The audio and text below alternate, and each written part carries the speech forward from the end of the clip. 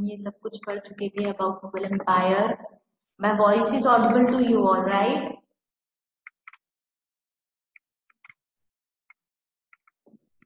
Okay. And about the Mughals, about their beginning, about Babur, then Humayun, after that Akbar, his expansion policy, and after that Jahangir, Shah Jahan, and then Aurangzeb. And Mughal administration के बारे में भी हम पढ़ चुके थे, उनके officials के बारे में भी. एंड इसमें पढ़ना था हमें केस स्टडी में सिंस फ्रॉम जागीरदारी सिस्टम से हमें पढ़ना था.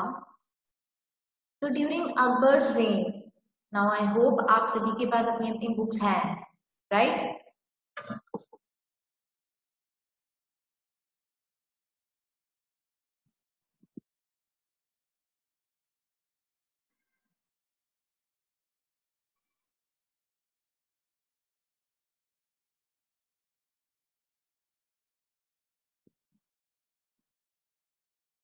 ओके. तो मिलिट्री एडमिनिस्ट्रेशन के बाद था जागीरदारी सिस्टम, और हम जागीरदारी सिस्टम से पढ़ना स्टार्ट करते हैं. During Akbar's reign, all mansabdars were paid in cash और in the form of jagir. अब मानसाबदारी सिस्टम में जितने भी मानसाबदार्स जो थे मिलिट्री के, जो हेड जो थे, उन्हें क्या दिया जाता था? या तो कैश पेमेंट दिया जाता था या फिर जागीर दी जाती थी, अ पीस ऑफ लैंड दिया जाता था. अब जिसे ये पीस ऑफ लैंड दिया जाता था, पहला तो उसे मानसाबदार कहते थे, सेकंड उसे जागीरदार भी कहते थे, since he was holding a piece of land, जागीर, राइट? तो sometimes mansabdar and jagirdar were same person. The revenue from the jagirs were roughly equal to the salary of mansabdar. अब जागीर की जो वैल्यू होती थी, जैसे एक पीस ऑफ लैंड है, suppose this is a piece of land, right? अब इस पीस ऑफ लैंड में जितने भी लोग रहते हैं उनसे क्या करना पड़ता था? रेवेन्यू कलेक्ट करना पड़ता था. Revenue means a kind of tax, ठीक है? ये कलेक्ट करते थे. तो इन सभी लोगों से उतना ही टैक्स कलेक्ट किया जाता था जो कि किसके इक्वलेंट हो? मानसाबदार की सैलरी के इक्वलेंट हो, ठीक है? उतना पीस ऑफ लैंड ही दिया जाता था. वो सारी कैलकुलेशन करके ही वो सेम क्या करते थे? ये अलॉट करते थे. ये और ये दोनों इक्वल, ये उनकी क्या है? लैंड था, ठीक है? ये लैंड है, और ये क्या है? उनकी कैश सैलरी. तो ये दोनों इक्वल ही होता था. इस लैंड से जितना रेवेन्यू होगा वो उनकी सैलरी के इक्वलेंट ही होगा, ठीक है? Now after that the Mughal emperor succeeded in getting the support of many chieftains and their armies for new conquest. अब जितने भी chieftains थे, जितने भी head थे, local heads जो थे, उन सभी ने मुगल emperor को क्या किया? सपोर्ट किया in consolidating their empire, ठीक है?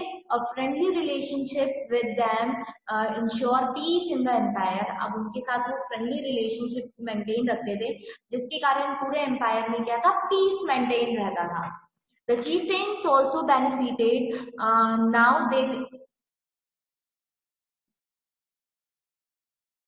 Now they could retain their territories and administrator them as they wished.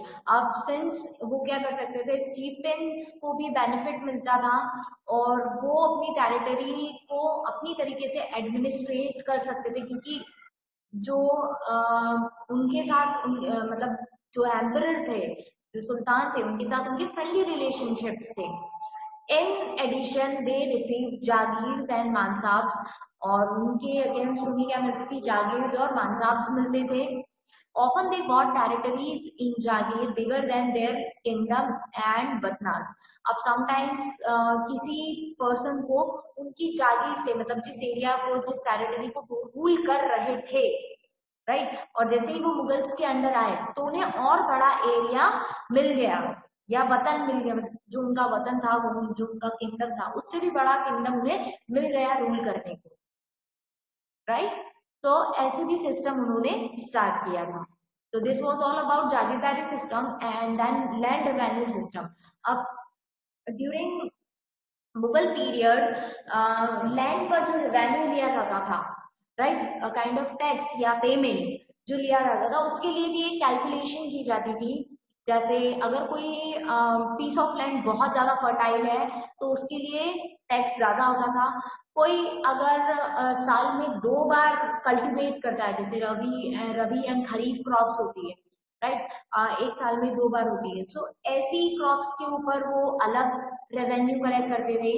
अगर एक पीस ऑफ लैंड को 3 to 4 years में एक बार किया जाता है, राइट, तो उसके ऊपर टैक्स अलग होता था। देन अगर कोई पीस ऑफ लैंड बहुत ज्यादा इनफर्टाइल है, बंजर है, जिसकी फर्टिलिटी अच्छी नहीं है, जिसपे क्रॉप्स ग्रो नहीं की जा सकती, जैसे डेजर्ट्स में, है ना, इट्स जस्ट एग्जाम्पल, अगर ऐसा कोई पार्ट है तो उस पे टैक्स अलग होता था या टैक्स नहीं भी होता था, इट डिपेंड्स। Got it? इतना समझ में आया? बेटा अगर आपको समझ में आता जा रहा है तो आप थम्स अप करते जाइए, ताकि मुझे पता चले कि आप सुन रहे हैं, ठीक है? Okay, the main source of income available to Mughal rulers was land revenue, including the taxes on the produce of peasantry. Now, अब इनका main source of income क्या था? It was land revenue, including the taxes. Taxes भी इसमें include थे, peasantry के जो farmers से taxes लिए जाते थे वो भी इसमें included थे. Akbar entrusted Raja Todarmal to devise a new and effective method of land revenue, और अकबर ने राजा टोडरमल जी को या राजा टोडरमल को क्या किया था, इसकी सारी रिस्पॉन्सिबिलिटीज दे दी थी, और कि जितनी भी इफेक्टिव मेथड्स हैं उसके थ्रू ये लैंड का जो मेथड है, सिस्टम है, वो बिल्ड किया जाए, फ्रेम किया जाए। टोडरमल डेवलप दी बंदोबस्त और जब्ती सिस्टम। अब टोडरमल ने क्या किया, बंदोबस्त और जब्ती सिस्टम को ऑर्गेनाइज किया। In this all land was measured and divided into 4 classes. अब जितने भी लैंड थे उन्हें 4 क्लासेस में डिवाइड किया गया। First one is polaj, annually cultivated land. Second one was parauti, that is fallow land cultivated every 1 or 2 year, जो एक या 2 साल में कल्टिवेट किए जाते हैं। Then next one is chachar, that is fallow land cultivated every 3 or 4 years, जो 3 या 4 साल में एक बार कल्टिवेट हुई।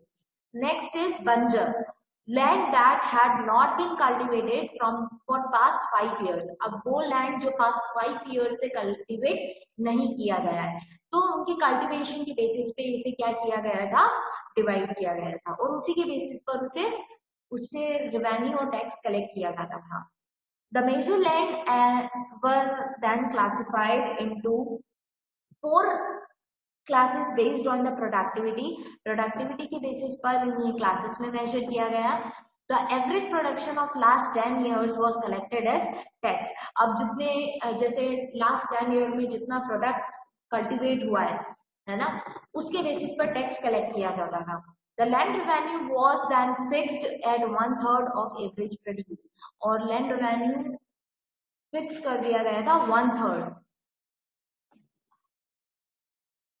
The state also provide advanced loan to the farmer। अब क्रॉपिंग और कल्टिवेशन के लिए उन्हें लोन्स भी प्रोवाइड किए जाते थे एडवांस में।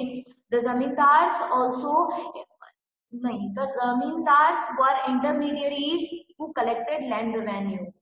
अब जो जमींदार होते थे वो एक इंटरमीडियरीज, मतलब एक लिंक का काम करते थे। They were intermediaries between the peasants and the king. उन दोनों के बीच में क्या होते थे, एक लिंक का काम करते थे, ठीक है, जो कि लैंड रेवेन्यू कलेक्ट करते थे, ठीक है। The Mir Bakhshi was in charge of military, military के इंचार्ज कौन थे? Mir Bakhshi. He passed all orders of appointment of mansabdar and their salary papers were endorsed by him. अब मीर बख्शी मिलिट्री के हेड थे या उनका इंचार्ज वो थे, और जितने भी अपॉइंटमेंट्स हैं मानसाबदार के, उनकी सैलरी के सारे रिलेटिव सब काम कौन करते थे? मीर बख्शी काम करते थे. Then he personally supervised the branding of horses called dags and checked the mustard rolls called चेहरा ऑफ द सोल्जर्स. नाउ अब पर्सनली वो सुपरवाइज करते थे या उस चीज को संभालते थे, जैसे कि हॉर्सेस के बारे में, जो हॉर्सेस की ब्रीडिंग्स होती हैं उसको देखना, टाइप्स ऑफ हॉर्सेस, और फिर जो मस्टर्ड रोल्स होते थे उस टाइम पे, मतलब जितनी भी चीजें होती थी या सोल्जर्स से रिलेटेड कोई चीज होती थी, उस सारी चीजों को मैनेज कौन करते थे? मीर बख्शी करते थे. Then he was assisted by other bakhshis, और उनके अंडर बहुत सारे असिस्टेंट्स होते थे जिन्हें बख्शीस कहते हैं. The Mir Saman was the officer in charge of royal karkhanas. Karkhanas का मतलब क्या होता है? यहाँ पे हार्ड वर्ड में हम देखेंगे. खरखानास, a manufacturing institution under state supervision during the Delhi Sultanate and Mughal period. अब जो मैन्युफैक्चरिंग इंस्टीट्यूशंस होते हैं, मतलब चीजें मैन्युफैक्चर करने वाले, तो मीर सामान जो थे वो काय के इंचार्ज थे? रॉयल खरखानास के इंचार्ज थे. मतलब कि रॉयल फैमिलीज को जो चीजें रिक्वायर्ड होती है उनके लिए मैन्युफैक्चरिंग करते थे. और who supervise the purchase of all kinds of articles and their storage for royal household and manufacture of different articles. मतलब अगर रॉयल फैमिली या मुगल फैमिली में अगर किसी को किसी चीज की जरूरत है तो वो सारी चीजों का ध्यान कौन रखते थे? मीर सामान. ठीक है, वो ध्यान रखते थे. Then be it weapon of war or article of luxury. अब वो भले ही वेपन हो या कोई लग्जरी आइटम हो, इन दोनों का ध्यान कौन रखते थे? मीर सामान, sorry. Okay, the Sadr ul Sudar protected the law of Shariat, while the head of judiciary was known as Qazi ul Quzat. अब जितनी भी लॉ है उसका ध्यान रखते थे सदर उस सुदार, ये टाइटल है, वो ध्यान रखते थे. और जुडिशियरी का ध्यान कौन रखता था? काजी उल कुजात. ये जितने भी नेम्स हम पढ़ रहे हैं ये सब उनकी पोजीशंस के नाम है. ठीक है, ऑफिशियल्स की जो पोजीशंस होती है उनके नाम है. द गवर्नर ऑफ अ सूबा, सूबादार, was directly appointed by emperor. अब गवर्नर, जो सूबा और सूबादार जो होते थे, इनके जो गवर्नर्स होते थे उन्हें कौन अपॉइंट करते थे? एम्परर खुद अपॉइंट करते थे. Usually tenure of subadar was around 3 years and he look after the welfare of people and the army and maintain law and order in the सूबा. अब सिंस हमने पढ़ा है कि सूबा क्या था, तो वो क्या करते थे? सूबा के लिए एक हेड को अपॉइंट करते थे, और जनरली उनका जो टेन्योर होता था, जो वर्किंग ड्यूरेशन होता था, वो जनरली 3 इयर्स का होता था. और उनका काम क्या होता था कि लोगों के वेलफेयर के बारे में सोचना, आर्मी को मेंटेन रखना और लॉ एंड ऑर्डर को भी मेंटेन रखना. Then he was assisted by Bakhshi the military pay master. और उसके अंडर कौन होते थे? बख्शीस होते थे, जो हमने ऊपर पढ़ा है. वो मिलिट्री को पेमेंट करते थे. ठीक है, pay master. Then the minister in charge of religious and charitable patronage, that is sadr. Military commander, that is faujdar. And town police commander, that is kotwal. ये सारी हम क्या पढ़ रहे हैं? पोस्ट पढ़ रहे हैं. टाउन की पुलिस कमांडर, मतलब टाउन में जो पुलिस होती थी उनका सबसे बड़ा हेड कौन होता था? कोतवाल होते थे. तो ये सब क्या है? उनकी पोस्ट है, डिफरेंट पोस्ट है. The finance were taken care by the diwan at central level. अब फाइनेंस का ध्यान कौन रखते थे? दीवान रखते थे, जो कि सेंट्रल लेवल पे रहते थे, मतलब हाईएस्ट लेवल पे वो ध्यान रखते थे। Thus, Mughal kept a watch over their officials in the province through offices and institutions dependent on each other. अब जितने भी मुगल्स ने अपने ऑफिशियल्स प्रोविंसेस की जो ऑफिशियल्स हैं वो एक दूसरे पे क्या थी, डिपेंडेंट थी, और इसीलिए वो सब एक दूसरे पर ध्यान रखते थे दैट कोई चीटिंग तो नहीं कर रहा है। Besides the Mughal ruler, frequent visit to every Subah and system of frequent transfer of official after a period of 3 years on average helped the Mughal in checking the official. अब frequently Mughal rulers जो थे वो frequently सुबाह को visit कर देते थे, जैसे surprise visit होती है ना, इस तरीके से वो सुबाह को विजिट करते थे, उन प्लेसेस पर जाकर देखते थे कि काम कैसा चल रहा है, और फिर हर 3 साल में उनकी पोजीशंस को चेंज कर दिया जाता था ताकि कोई डिसलॉयल ना हो या कोई चीटिंग ना करे। ठीक है, इस तरीके से वो पूरा एडमिनिस्ट्रेशन चलाते थे। तो got it,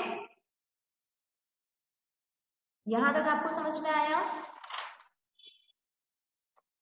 Okay, now we have come to the last topic of this chapter, that is Mughal Empire in crisis. Now इतना vast empire होने के बाद भी कैसे crisis, crisis मतलब problem, तो मुगल एम्पायर भी प्रॉब्लम में आया और उसके बाद वो डिक्लाइन होना स्टार्ट हो गया। तो बहुत सारे ऐसे रीजंस हैं, वो रीजंस हम पढ़ने वाले हैं यहाँ पे। The revenue the revenue extract from the peasantry on such a wide scale provide a Mughal empire with rich treasury. अब since revenue extraction मतलब revenue collections जो था peasantry से मतलब फार्मर से जो रेवेन्यू कलेक्ट किया जाता था वो बहुत वाइड लेवल पे था मुगल एम्पायर का, और उनके पास जो ट्रेजरी थी, जो खजाना था, वो भी बहुत ज्यादा था।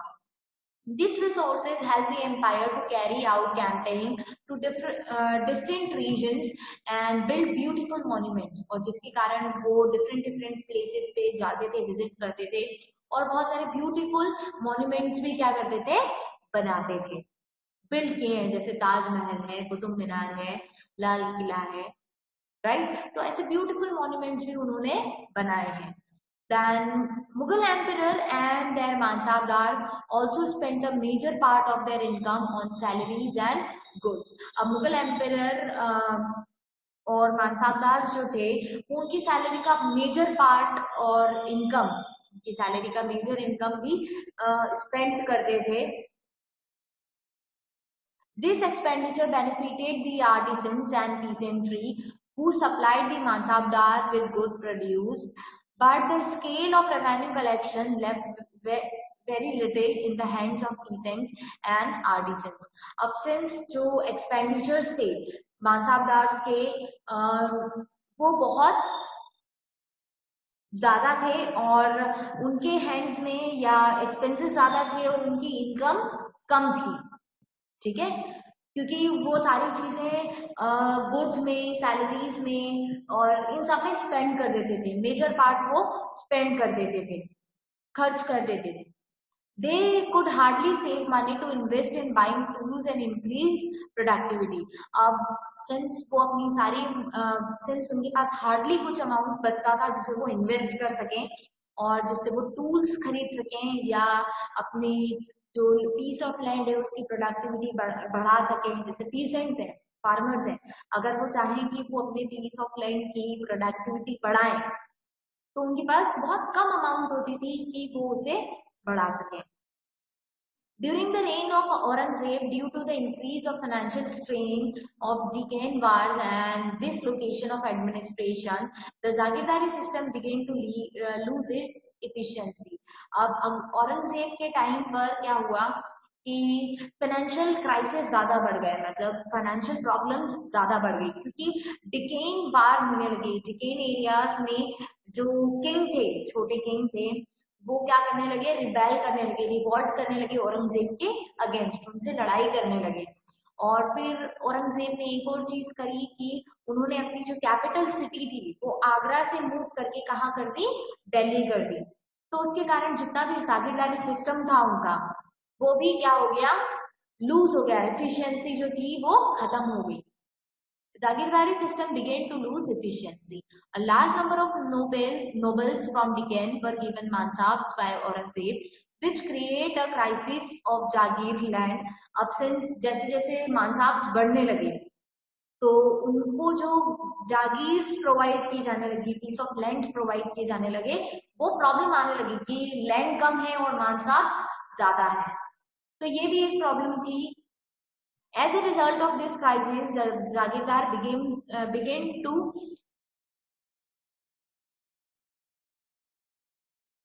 extract revenue from peasantry to the maximum because they knew that the Jagir given to them could be for a short period of time।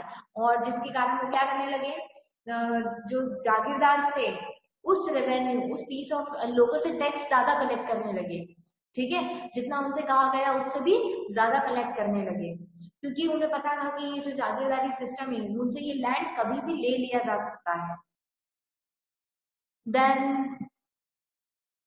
the flight of the peasant from land was the first symptom of growing crisis, which later on spilled into violence and armed uprising.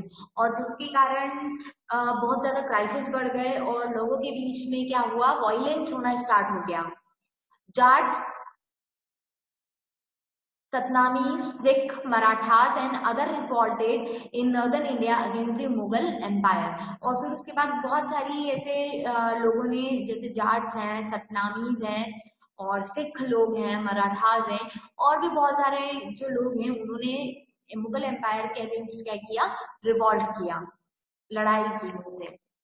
Other reasons of decline was that noble wide का मतलब क्या होता है, vied means compete या fight करना, लड़ाई करना।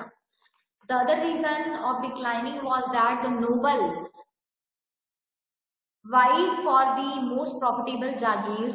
अब नोबल्स के बीच में भी लड़ाई होने लगी, फाइट करने लगे वो लोग भी कि हमें ज्यादा प्रॉफिटेबल जागीर चाहिए, लीडिंग टू करप्शन और Factionalism against among noble after Aurangzeb's death was another reason for decline of Mughal Empire। Now जैसे ही factionalism हुआ, factionalism क्या होता है कि dispute होना, लड़ाई होना। ठीक है, तो जैसे ही लड़ाई हुई और औरंगजेब की डेथ हुई, उसके बाद जो मुगल एम्पायर है वो भी डिक्लाइन होने लगा, कि लोगों के बीच में, उनके जो ऑफिशियल्स हैं उनके बीच में ही लड़ाई होना स्टार्ट हो गई। After that, powerful Irani, Durrani, Deccani and Hindustani blocks also developed in the court and weighed for power in order to destabilize the central administrative machinery। Now, यहाँ पे destabilize का मतलब क्या होता है, making something less stable, मतलब उनके जो लॉ एंड ऑर्डर्स जो थे वो और ज्यादा इनस्टेबल हो गए, ज्यादा सेफ नहीं रहे, लोग उन पे विश्वास नहीं करते थे। Nadir Shah invasion in 1739 also became the Mughal power.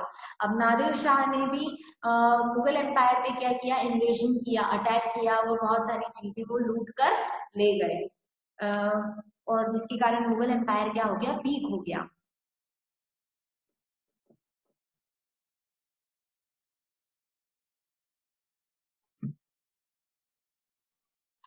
हर्षित, ये ब्लॉक्स मीन्स जैसे यहाँ पे लिखा है कि, कहाँ गया, wait,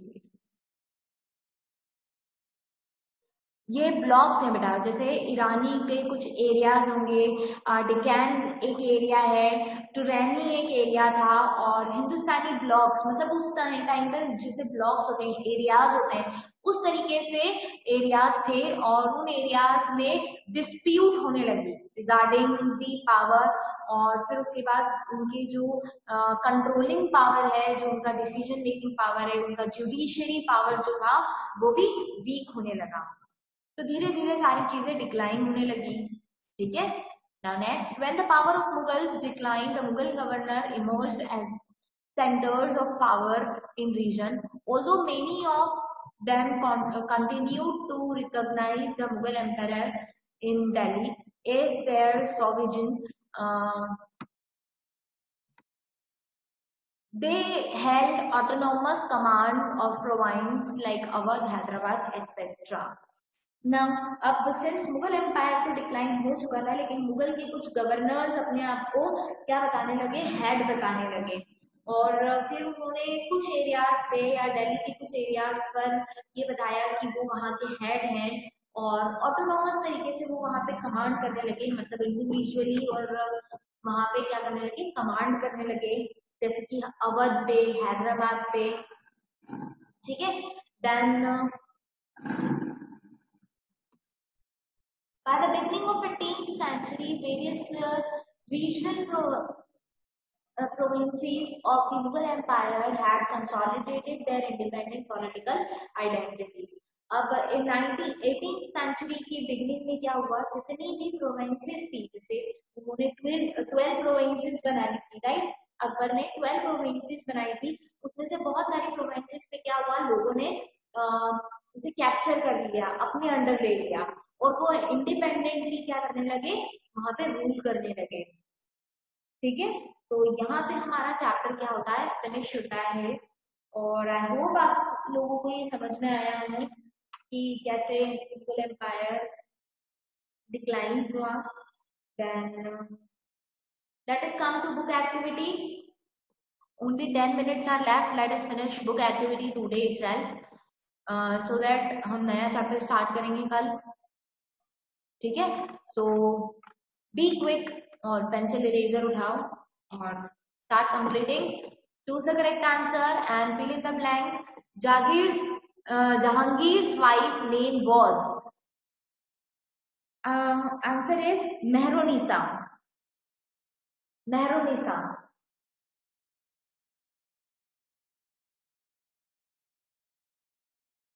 A. Second, Dash introduced the Mansabdari system. Mansabdari system किसने इंट्रोड्यूस किया था? It was introduced by Akbar. Option A, Akbar. After that, the Mansabdari system introduced by Akbar was, अब मानसाबदारी सिस्टम जो था वो अकबर ने इंट्रोड्यूस किया था, लेकिन क्या था मानसाबदारी, ये एक सिस्टम था मिलिट्री एडमिनिस्ट्रेशन का, मिलिट्री को मैनेज करने का। So the option is a system that deals with military administration, that is option number A. Fourth, the land revenue system that developed during the reign of Akbar was called, अब land revenue system जो अकबर ने develop किया था, that is called जब्ती, that is called जब्ती।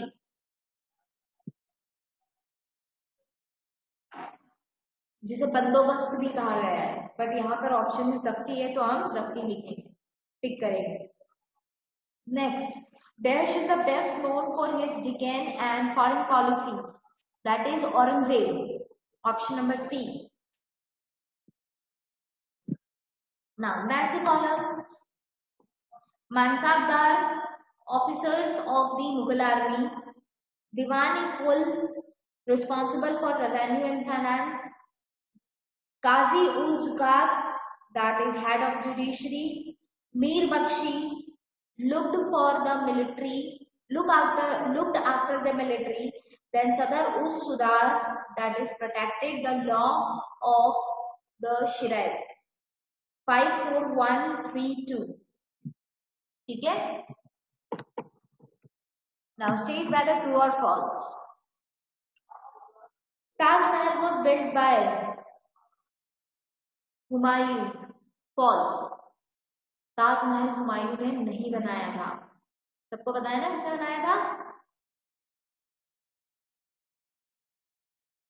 किसने बनाया है? ओके, शाहजहां ने बनाया था ताजमहल, ठीक है, ये तो सभी को पता होगा। Okay, Rana Sanga king of Mewar defeated Babur, that is false. Next, Aurangzeb assumed the title of Alamgir, that is true. Nadir Shah's invasion in 1739 weakened the Mughal Empire, that is true. Mir Bakshi was in charge of military. This is also true. So false, false, true, true, true. Now fill in the blank. Humayun sought help of the Persian king Shah Thumb to conquer Delhi and Agra. Shahmasp. Akbar defeated Hemu, the Wazir of Su dynasty, in the second battle of Panipat. Panipat. Panipat. Aurangzeb captured the last of the Shia state Bijapur and Golconda, Golconda, Golconda. Then fourth one is Dash visited the court of Jahangir in 1650. That is Sir Thomas Roy. SIR Sir THOMAS Thomas Roy ROE. Jalaluddin Akbar was only 13 years old at the time of Humayun's death. HUMAYUN''S. Humayun's death. Now do one thing. आप अगर आपने complete नहीं किया है ये तो take screenshot of it. इसका screenshot ले लो बेटा, क्योंकि बहुत कम टाइम बचा है, ये क्लास कभी भी एंड हो जाएगी. ठीक है, तो मैं वन बाय वन ये टर्न कर रही हूँ. First fill in the blank का स्क्रीनशॉट ले लो. अगर ले लिया है तो थम्स अप कर दो आप. ठीक है, ओके. नाउ ट्रू फॉल्स का स्क्रीनशॉट ले लो और फिर आप जो भी छूट गया है वो बाद में लिख लेना, है ना.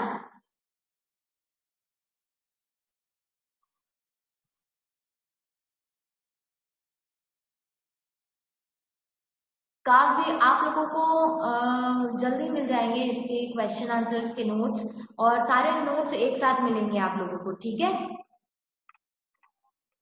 Now take screenshot of match the column.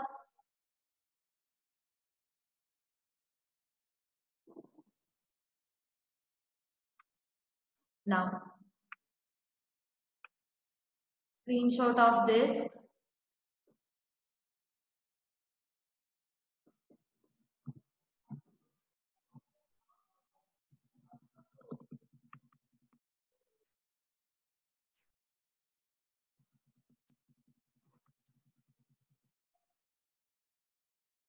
तो वो सबका कंप्लीट हो गया.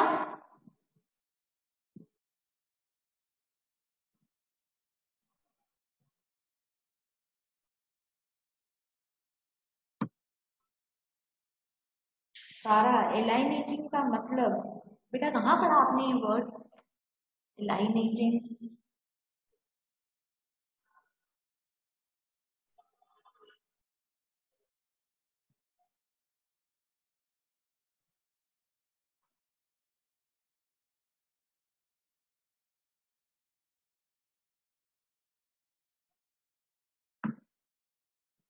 जहांगीर वाले टॉपिक में. Let me see the sentence of it. Okay, एलाइनेटिंग.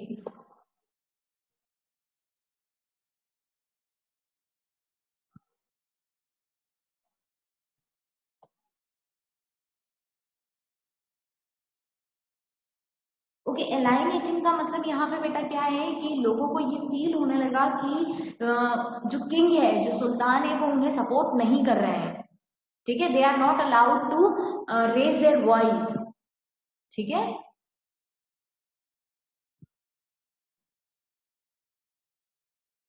तो सबकी बुक एक्टिविटी कंप्लीट हो गई तो थम्स अप कर दो फटाफट.